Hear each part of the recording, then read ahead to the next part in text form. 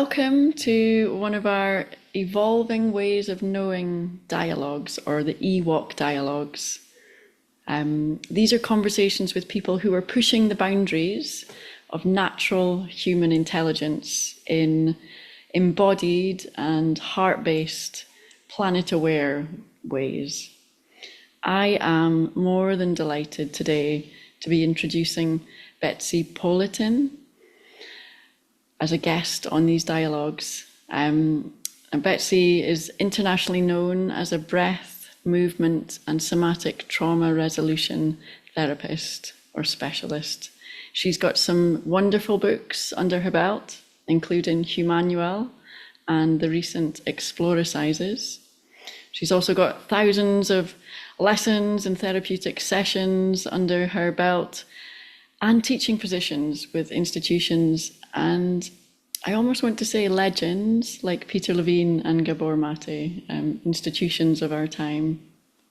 Betsy helps people find pathways to their authentic self, expanded self, discover their habitual and adaptive patterns that no longer serve them.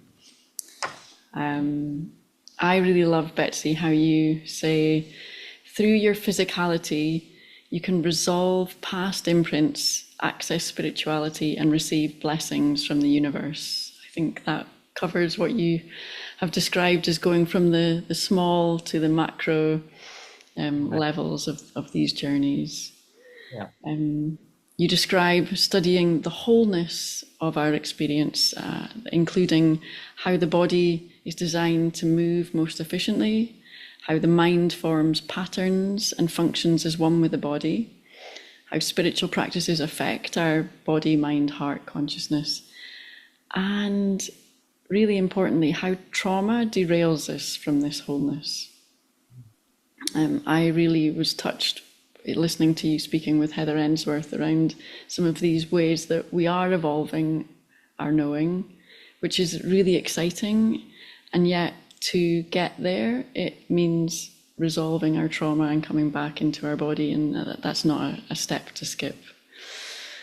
A quote that I took from your website that really seems to describe your take on evolving ways of knowing, as I saw it, was you describing the process of transformation or healing to include understanding the built-in principles of human design and function, as well as the biological and cosmic influences that have allowed the evolutionary force to survive and flourish. Again, I think that takes in all these layers. I also love how you honor your own journey in this process, describing that from a young age you were aware of discontent in yourself and others and searched for ways to alleviate and change it. And in a way that I really resonate with, you describe a life of training, clearing, exploring and figuring out this mind, body, spirit that we're in.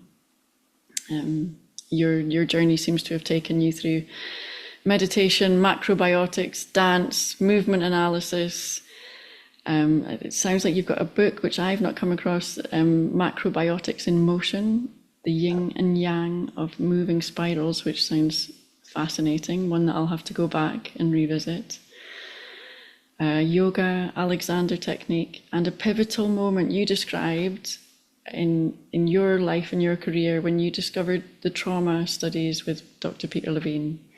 Equally for me in my path, it was really pivotal, that recognition and coming to understand and know trauma.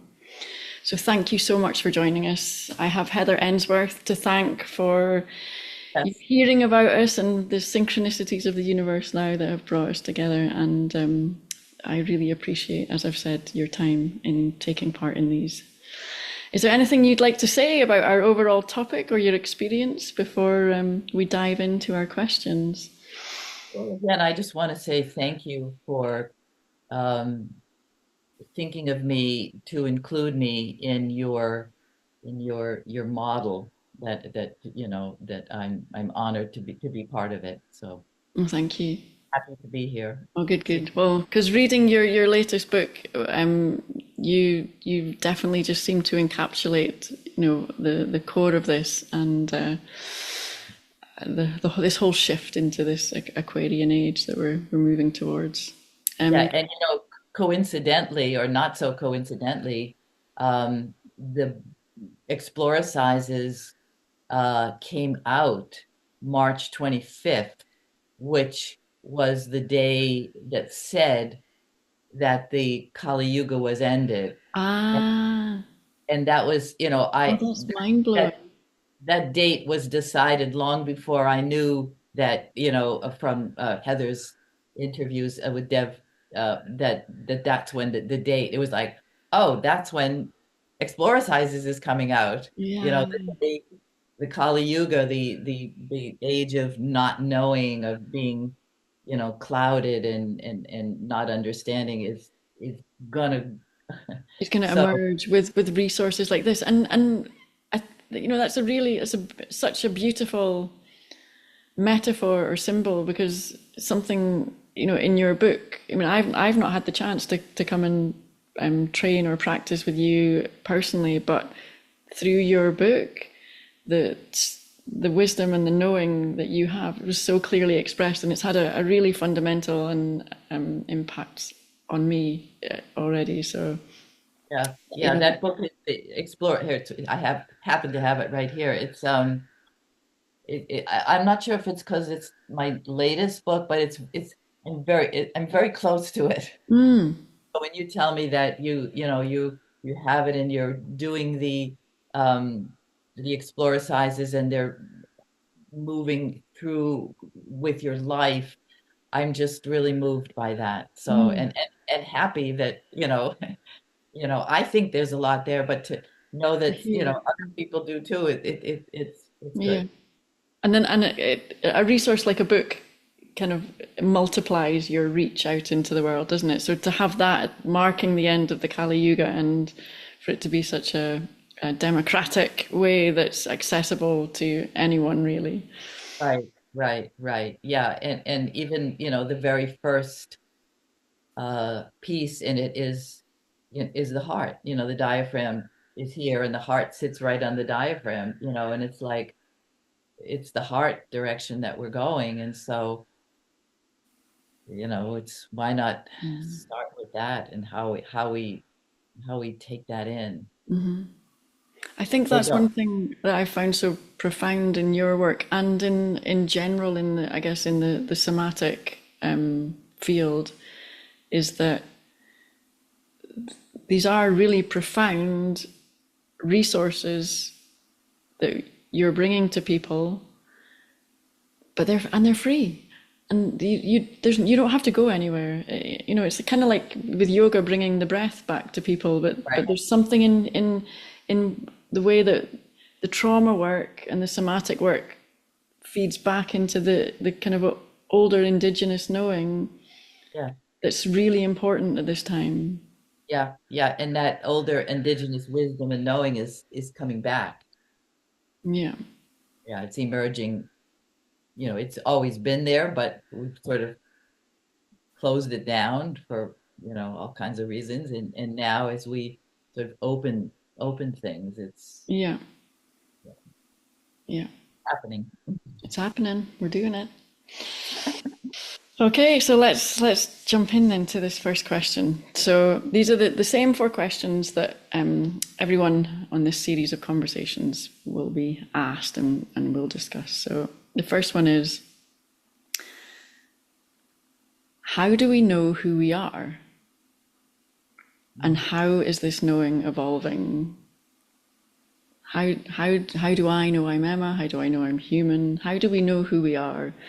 And then I've written underneath that, as familiar identities unravel and deeper layers of self surface, what's being remembered? It's funny that a popular expression comes to mind, and that is when two people are sort of sorting something out. I wanted to, and then one says, "You do you," and so whatever that you doing you is, that's who you are. I'm making a little bit light of it, but but there's some truth to it. You know, it's like, I want to do it this way. And if we go deeper into it, why do I want to do it this way? And then our past experiences, feelings, sensations all come in to, you know, form me to like this or not like that. And I want to do this, I don't want to do that. And those messages come through our cognition. You know, I think I don't like that, or I think I want to do this or that.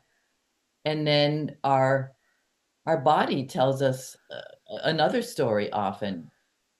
This is interesting. I'll tell you this. One time I was working with somebody, and often I when I'm working with somebody, we talk first, and then I'm going to put my hands, I'm going to touch somebody.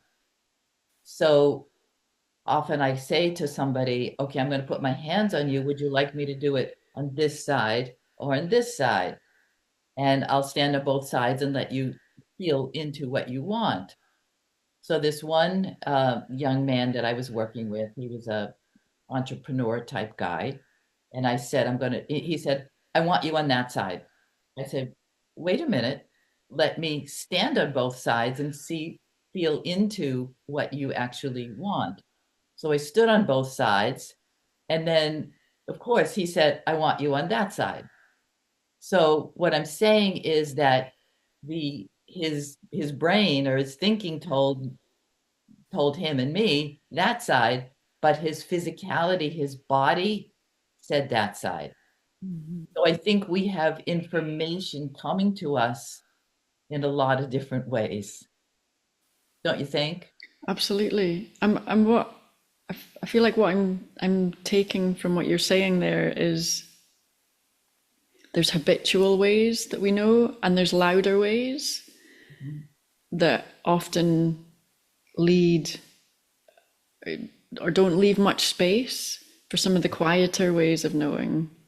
Right. And when you just did that, you said you did this, you said there are ways, and you did that with your body, and that's sort of almost implying jumping ahead of yourself, or almost reactive, or you know, that reactive pattern kind of thing, as opposed to staying with myself, my body, mind, spirit, self, emotion, and getting sort of input from all of me.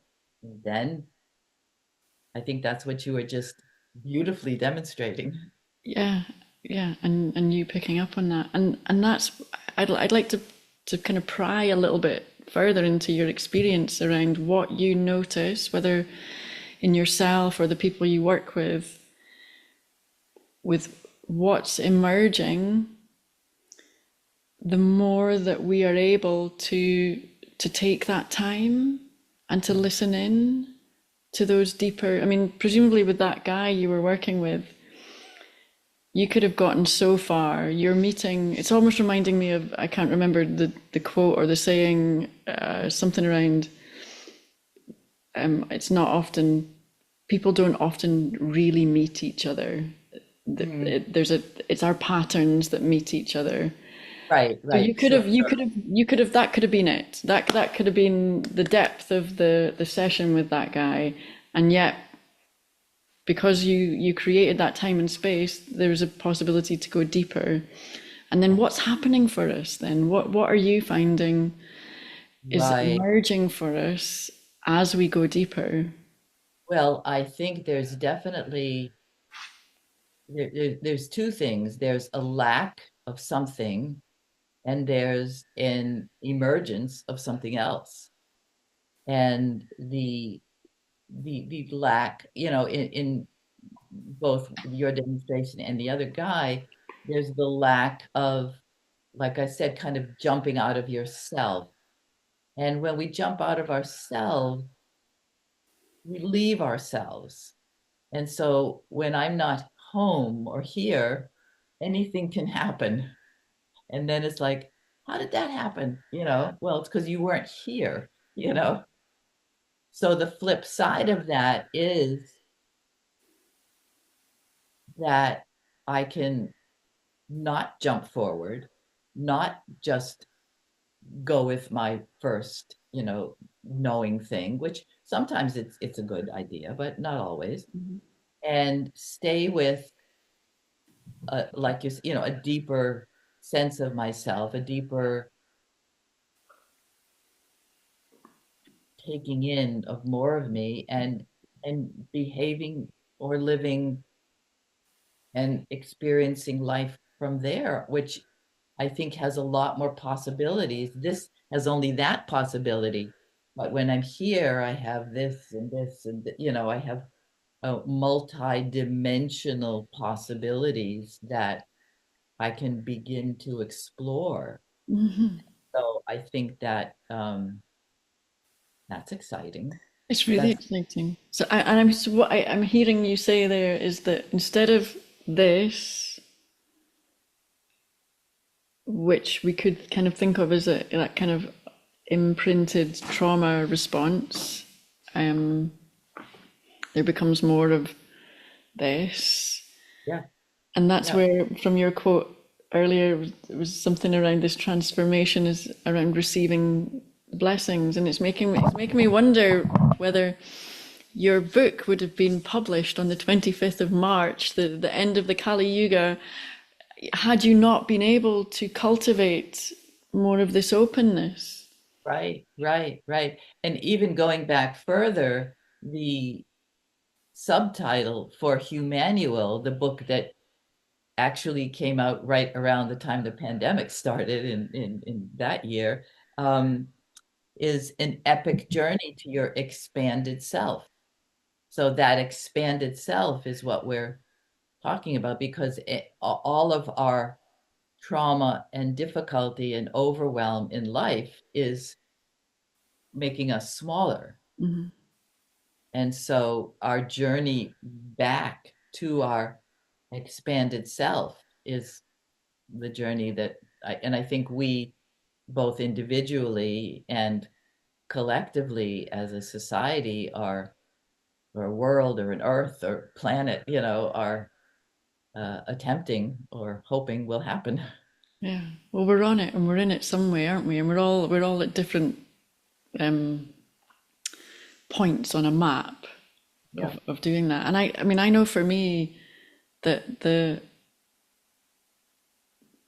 difference in quality of life, the difference in relationship, the difference in perception, the difference in who I feel myself to be right.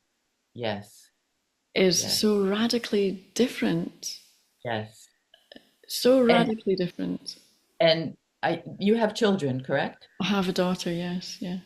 And so that radically different you passes that to your child. Yeah, And I think that's an important for us to note that, because that next generation is going to be more in what we're talking about. yeah. They're already starting a few steps ahead. Even the relationship that she's witnessing between her mother and father is of a completely different fabric than the one that I witnessed.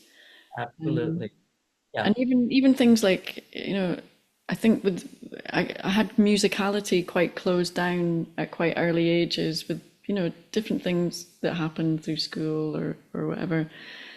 But even starting to be able to reopen some of that Wow. and support her then to re-engage some of these sensibilities. Yeah. Um, That's great. Yeah. I mean, it's funny you mentioned the musicality. I was actually working with somebody earlier today, who's working on her singing. And it's not unusual for somebody to have been told when they were like, in an early class, like, okay, everybody's in the choir, but you're not, well, you that know, was my experience. Yeah, in yeah, front of everyone. Yeah. that is awful. It- so one time, this is funny.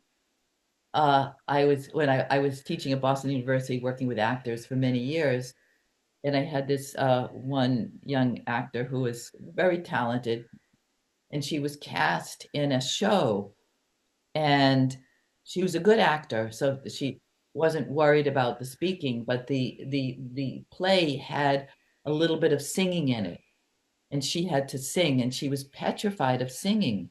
So when we were working, she was doing the acting, it was all going great. When she got to the singing, it was like, "Bleh." I said, what happened?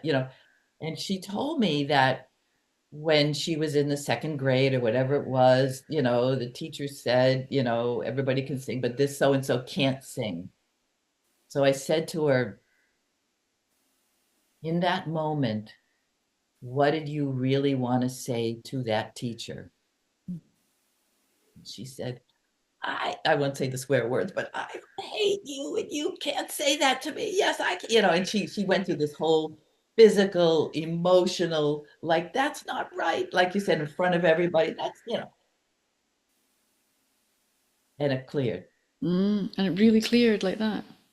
Yeah. It's so interesting. It's so interesting. I have moments where I manage to access a clarity in my body that allows me to sing in a way that sounds not too bad.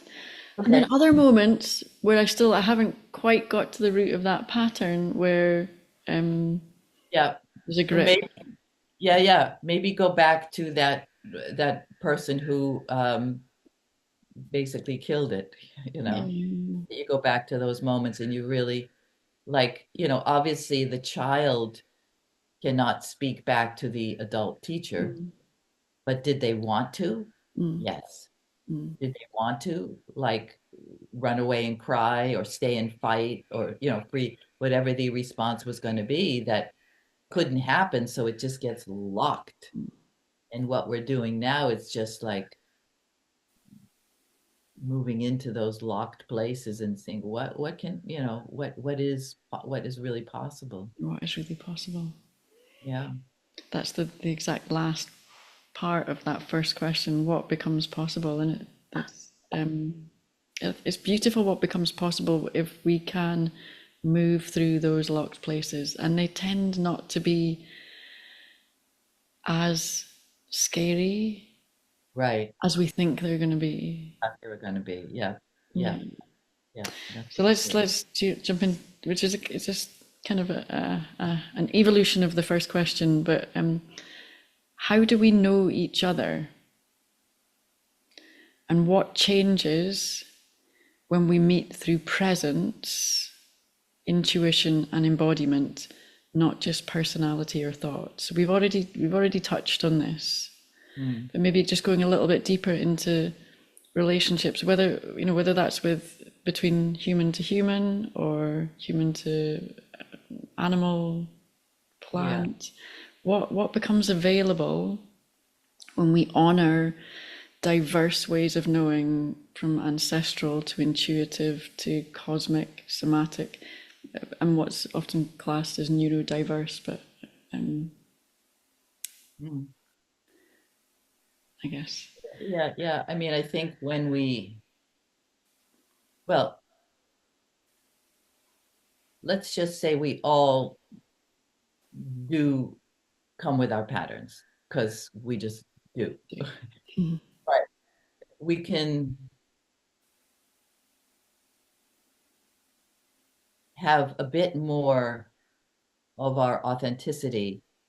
And I think that's kind of what we work on is allowing ourselves to come forward with more of our authenticity and less of our sort of adaptive patterns. And the adaptive patterns we know were formed out of necessity.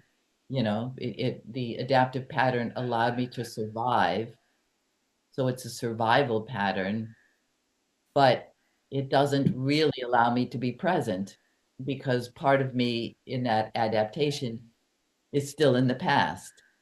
So I'm not getting the benefit of what this other person might, if I've already got them pegged as this, or that, I don't I don't get the benefit of whatever they might have to offer. And I mean, we do that all the time. Most people do. Most people sort of, once they see somebody, it's like, oh, that's that kind of person, you know. And those who are a little bit more open and tolerant or present will, um, it's almost withhold the definition of what I've got planned in my mind and just see, oh, who is this person? What what what do they have? And you know, how can we relate together? Mm. But I think it's that moment that we you know, it's hard to not have that, to like have that, um because it's so programmed in us.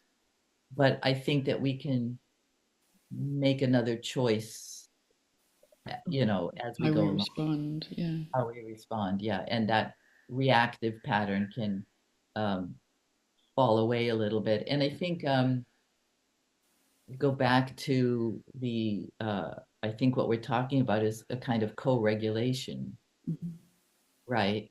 And what it is that co-regulation or needing other people is a biological imperative. I mean, a human baby will not survive without somebody there, you know. So if we understand that biologically we need other people, you know, and unfortunately in our society we kind of go the other way, like I don't need anybody, you know. It's not really true. So, and biologically it, you know, when you see somebody, like when we first came on, we had never met before, and it's like, oh, hi, you know, we had, and so there's this sort of biological, um, pleasantness, you know, about meeting somebody and relating, and we're going to talk together. And there's something physical, mental, spiritual, emotionally, Mm. um, present and excited about that. And there's, as I was listening to you describe that last part, that is something beautiful.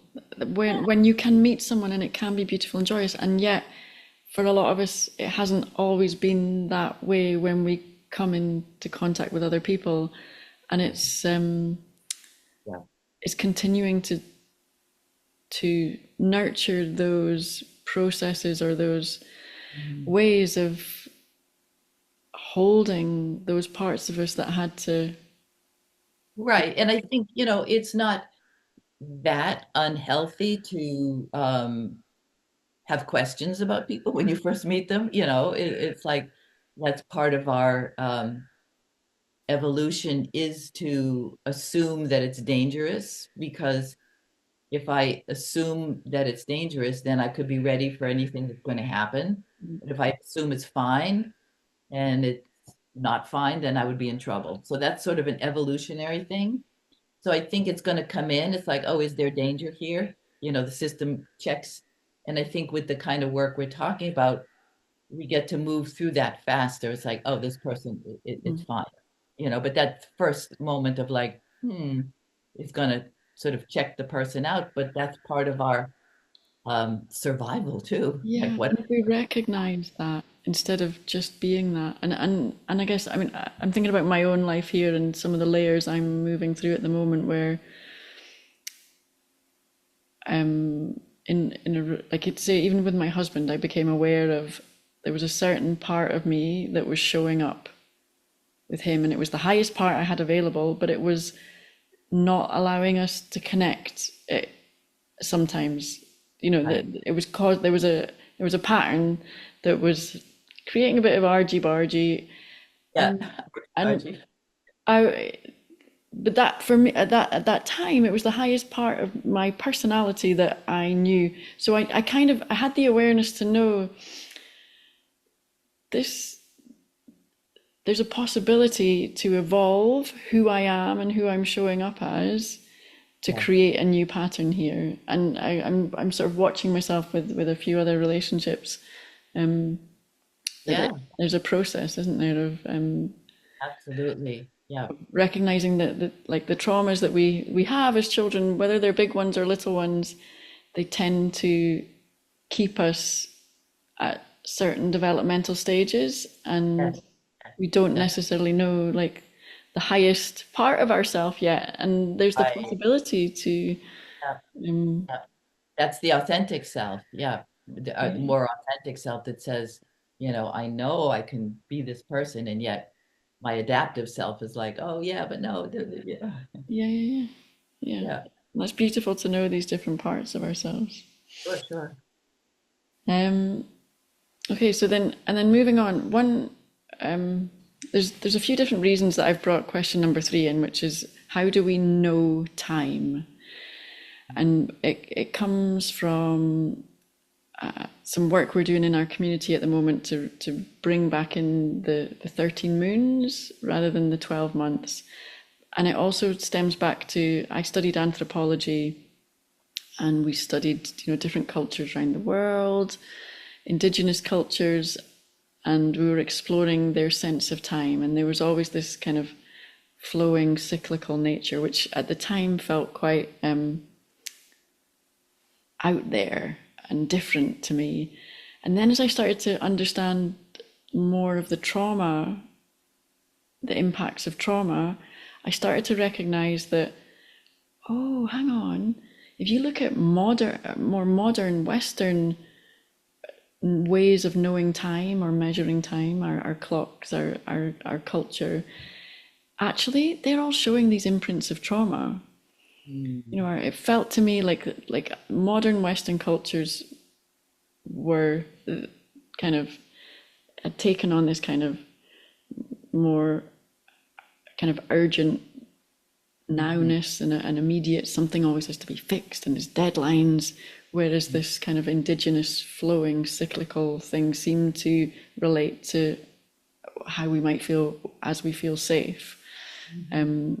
So this question is around how do we know time, and how might attuning to natural time evolve our consciousness, given this that we're looking at the impacts that trauma has had, and how we might be evolving beyond those, and just any any thoughts or experiences that you've had.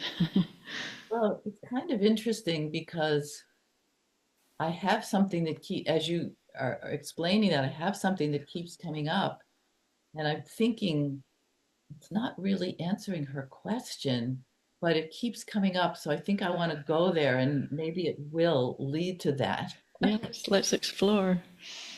Yeah. So I would say let's do a practice, Yes. and it would be around the idea of support. And if we look at the idea of support, well, if we start with sort of the large picture, we live on planet Earth, and so we live in a gravitational field. And so because of that, we need to adjust to it. But we don't always think, oh, I live in a gravitational field. What am I supposed to do to, but when I think about it, I think of it as spatial, but it's also time and space is there too. So we have the gravitational force coming this way, and then we have the Earth is spinning, gives off a centrifugal force, it comes up this way. So we have gravity, anti-gravity meeting. I mean, there's something on the planet that goes, trees grow up, babies stand up, something about upward and something about downward. So where that meets is where we meet the planet. And that's where we receive support. And of course, with trauma, we fall off that support in that moment. Again, in that moment in time, that's a certain specific time that we lose our support. So now let's pay attention to uh, our support. So if you bring your attention to your feet, whether you're sitting or standing,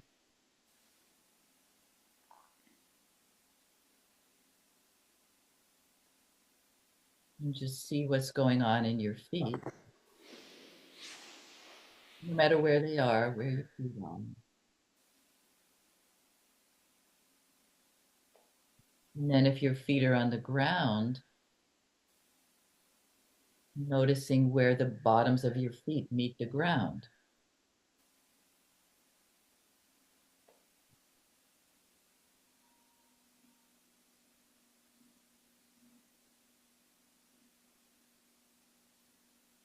And so it's obvious that the ground is under us, but it might not be so obvious that the ground supports us. So, what happens in this moment in time when you realize or recognize that the ground is supporting you?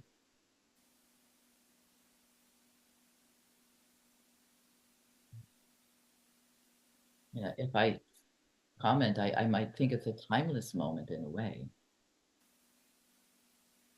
Letting that support from the ground come up through you. So your ankles are free enough to receive the support. And just notice any small movements that are happening for you. And your knees free enough to receive the support.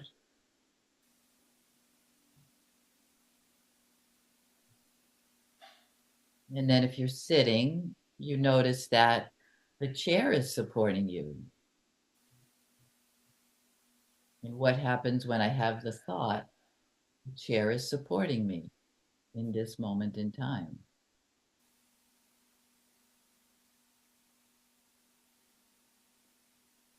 And then that support comes up through your lower torso.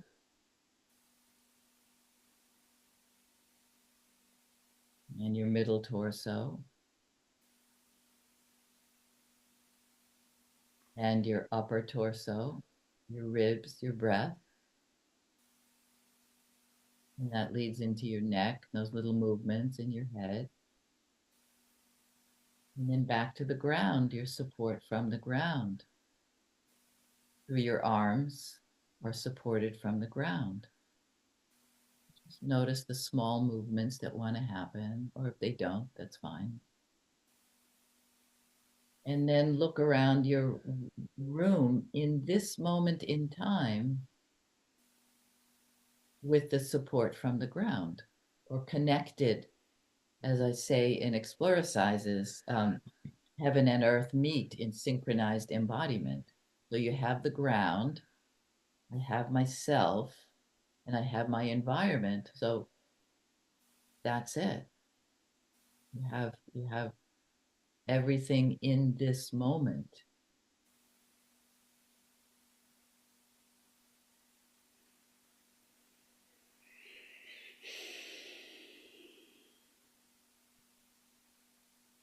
Yeah, so that's my idea of time.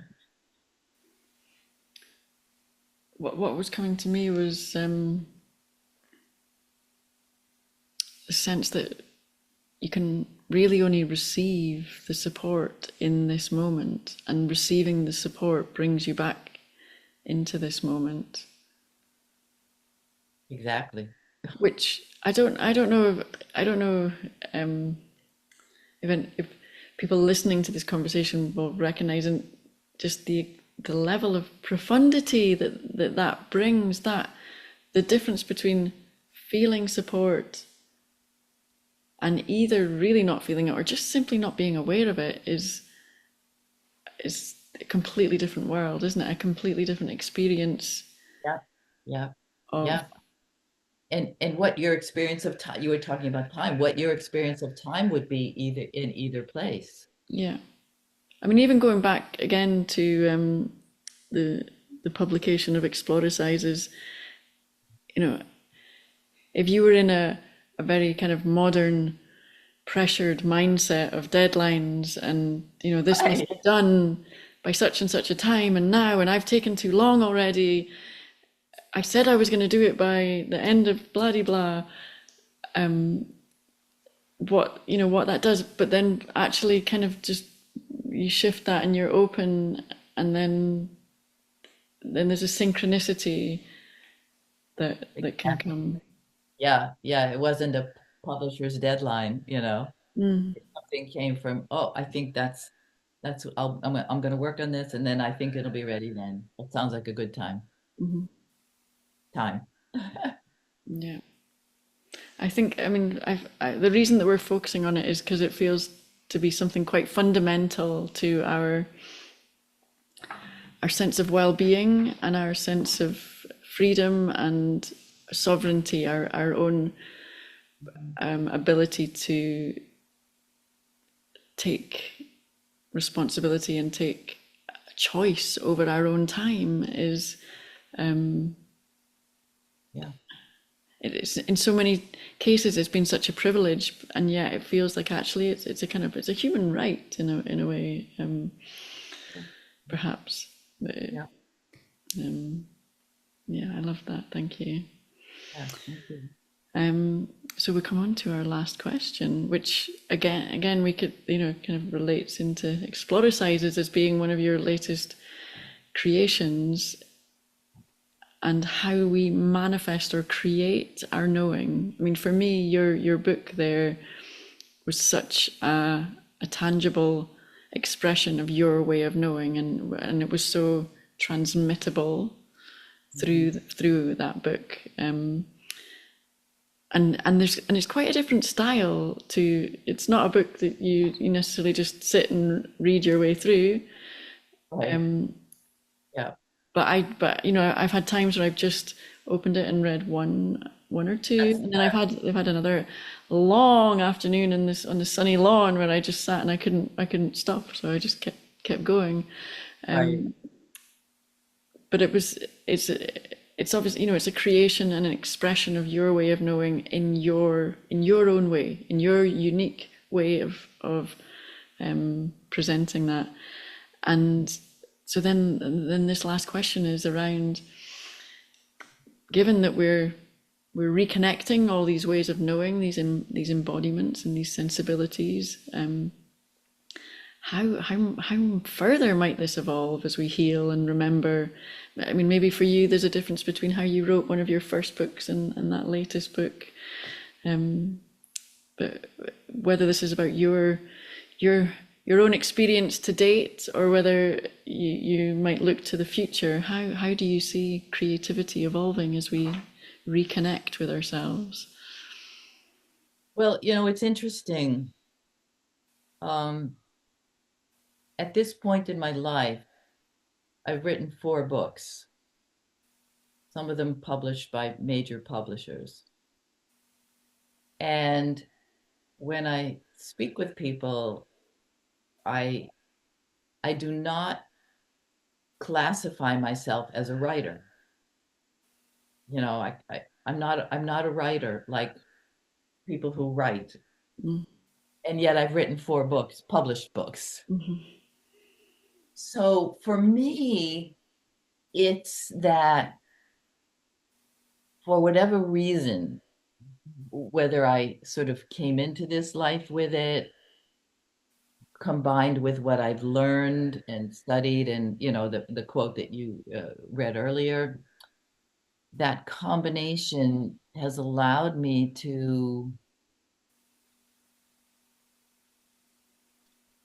both embody and know and feel some things that I think are very interesting mhm, and very helpful in my life. mhm, So why wouldn't I share that with everybody? So for me, I think that's the creative piece, is the desire to share something that has meant and means, I mean, I'm still um,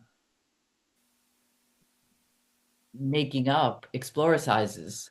It didn't, just because the book finished didn't mean that I'm stopping thinking about these kind of things. The other day I was doing something, I said, "Oh, that's an Exploracise. It's perfect."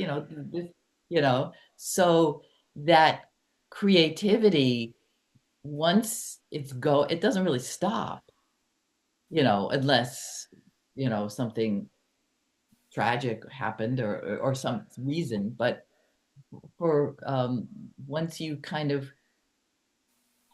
the experience of something emerging from yourself, you know, and your surroundings. I mean, it's not just from me, I'm not saying that I have all the answers or anything like that. It's the interactions that we have that say, oh, that could be helpful to other people. So it's a desire to help other people, is a big piece of it too. It's a Share. a service. And when you look into the like the 13 moons in the Mayan cosmology, the 13 moons relate to 13 tones that are present through any creative cycle. So it Wow. happens to happen throughout the yearly cycle, but it also happens on much more micro and macro cycles as well. And part of where we're at, for example, in this current moon, is a phase of activation where elements are coming together, but there's a sense of that being there's a sense of energetic activation always is seeking connection, and it's always seeking. There's a sense where there's a differentiation that happens in order that I am me and you are you, or this from Right. unity consciousness into some kind of polarity, and then but there's always this sense that it's trying to get back. There's a service back into this unity consciousness, or back Right. to serving the Right. whole. So when we're aligned, Right. I guess, It's with that, those sovereign, natural processes. right, that sovereignty of self kind of thing, and the sanctity of the community. Heather's phrase. Yeah. Oh yeah, I love that phrase that she Yeah, had. Yeah. beautiful. But that's just what you were saying in different words, right? Yes, and it happens at the very micro atomic particle level into Right. the Right. plant world and into the human world, um Right. and Yes. for some of us it probably feels it can be hard to believe that all creativity really wants to serve the whole, because we've obviously seen a lot of things that are not serving the whole in our human world, and yet intrinsically within us Right. there's that Yeah. Yeah. desire. Yeah. But also we don't even know what that whole picture is, No, yeah. you know. There's a story of there was a wise person with their student. I'm sort of paraphrasing it, and they were he was learning from the master, and then the storm came up, and somebody rowed out on a boat and was in the middle of the lake when the storm came, and the storm destroyed the person and the boat went under. And the student was like to the master, like, you could have sent energy to that boat and stopped the storm from you could have saved that person. And the master, of course, doesn't say anything. You find out later that that person was going to the other village to kill everybody. Oh, So what I'm saying is very few of us have that whole picture. We're just like, what did you do? yeah. So Yeah, those big pictures, and Heather Ainsworth's been brilliant at broadening out some of those big pictures and those big cycles. And yeah, yeah, yeah, that's great. Yeah. yeah, just before we wrap up, I wanted to just ask, when you were speaking about creativity and you spoke about the desiring you to create through these books. There was a recognition that you had something to share that could be of help to other people, and I just wonder whether you have any. I mean, I think it's so beautiful that the creations that you are making can do such a lot to support other people to connect with that sense within themselves, and also to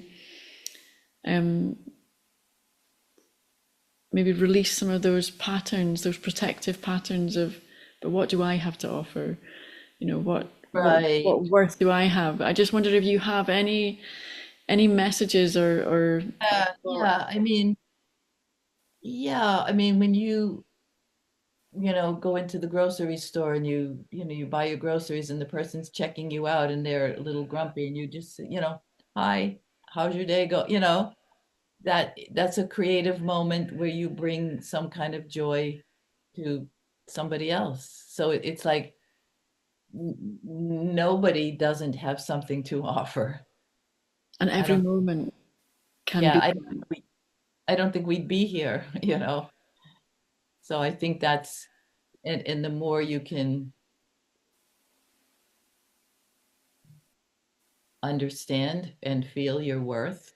But again, that's something that often gets killed in childhood is like, the parent went away, oh, they don't love me, I'm not worth loving. And then that pattern is like, oh, I I I have nothing to offer. But again, it's an adaptive pattern. It helped them survive in the moment, but in this moment, like, yeah, I could say something that would be helpful. I could help that person do this or that. I could do something. Start with go from the small moments and build Right, them up. right. Yeah, that's why I like the I have Exploracises here that uh get to it. It's called, I forgot the name. It's called Choose Your Path. It's in the introduction and it's like let people cut in front of you in traffic, keep babies entertained in grocery lines, share food, tip generously, give children a thumbs up. I mean, what does it take for, kid did something, you just go, you know, that's a creative act that, brings joy to the world. Yeah, And everybody can do some of it yeah, if you want to. yeah, Add that piece, right? yeah, absolutely. And we can keep trying it until any moment comes where our heart feels open enough again and supported enough again to really believe in our own worth. And Beautifully said. yeah. Well, thank you so much, Betsy. This has been just a really beautiful conversation, and beyond beyond the wisdom shared, I feel like there was a lot of humanity shared and joy and connection. So Yeah, thank you. I really appreciate you including me in your sphere of what you're presenting to the world. So I'm happy to be part of it. And thank you so much for your lovely self being here. thank you.